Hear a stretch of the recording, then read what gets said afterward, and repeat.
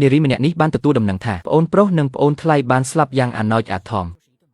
នាងកើតទុក្ខខ្លាំងពេកក៏ទាញម្ជុលចាក់ទៅលើសាកសពទាំងពីរនាក់នោះមិនឈប់ទោះជាសាកសពចិញ្ចៀមក៏មិនព្រមឈប់ដែរព្រោះនាងដឹងថាពួកវាទាំងពីរនាក់មិនទាន់ស្លាប់ទេជាតិមុនពួកវាគប់គិតគ្នាជាមួយតាកែធ្វើពុតជាស្លាប់បន្សល់ទុកបំណុលរាប់លាននិងកូនតូចដែលត្រូវការអ្នកមើលថែឲ្យនា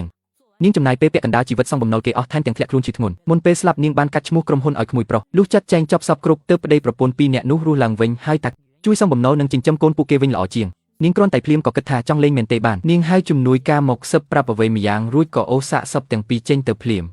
តាកែបំរុងរត់ទៅតាមតែត្រូវនាងដណ្ដើមយកក្មេងមកហើយស្រែកថាក្មេងនេះគួរឲ្យអាណិតណាស់តាកែស្មានថានាងមិនព្រមចិញ្ចឹមក៏រត់ទៅមុខផ្ទះស្រែកលោឡា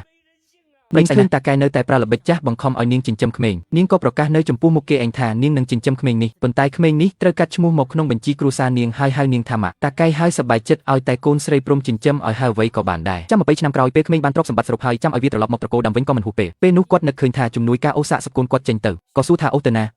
ទើបដឹងថាគេយកទៅវះកាត់សាកសពបាត់ហើយ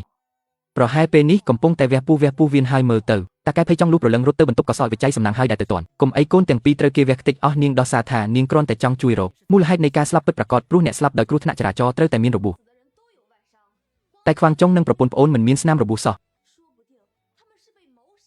មិនដឹងជាត្រូវគេសម្លាប់ហើយយកសាកសពមកក្លែងបន្លំជាគ្រោះថ្នាក់ចរាចរណ៍ឬអត់ទេតាកែភ័យស្លន់ស្លោមិនឲ្យនាងប៉ះពាល់សាកសពទេដោយយកហេតុផលថាត្រូវតែបញ្ចុះសពឲ្យបានឆាប់ថែមទាំងក៏ហប់ថាបានរកគ្រូមើលហើយថ្ងៃស្អែកគឺជាថ្ងៃល្អបំផុតសម្រាប់បញ្ចុះនាងងើថាឪពុកចង់បញ្ចុះប្អូនប្រុសប្អូនថ្លៃលឿនបែបនេះនាងក៏សើចក្នុងចិត្តស្អែកឡើងនាងក៏កាន់កោតដាក់ឆ្អឹងពីរមកដល់ស្រុកកំណើត